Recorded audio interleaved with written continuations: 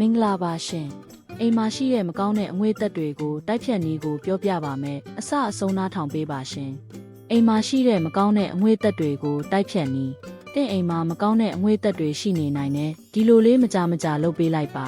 အိမ်မှာနေရတာညီးစီစီကြီးတစ်မျိုးကြီးဖြစ်နေတယ်လို့သင်ခံစားနေရပါသလားအိမ်ထဲမှာတင်မမြင်နိုင်တဲ့မကောင်းတဲ့အငွေ့သက်တွေတစ်ခါတရံရှိနေတတ်ပါတယ်ဒါကိုဖျက်ပြီးနေခြင်းစရာကောင်းတဲ့အိမ်လေးဖြစ်ဖို့အောက်ပါရိုးရှင်းတဲ့နေကိုသုံးနိုင်ပါတယ်နေလန်းကတော့ဖန်ခွက်တစ်ခွက်ရဲ့စားရဲ့ဘီနီကာကြီးရဲ့လိုပါတယ်ဖန်ခွက်ထဲစားနှဲငယ်ရေနှဲငယ်ဘီနီကာကြီးနှဲငယ်ကိုရောထည့်ပြီးအိမ်ရဲ့အိတ်ခမ်းဖြစ်ဖြစ်အိတ်ခမ်းဖြစ်ဖြစ်တင်လိုရှိတဲ့နေရာမှာထားပါ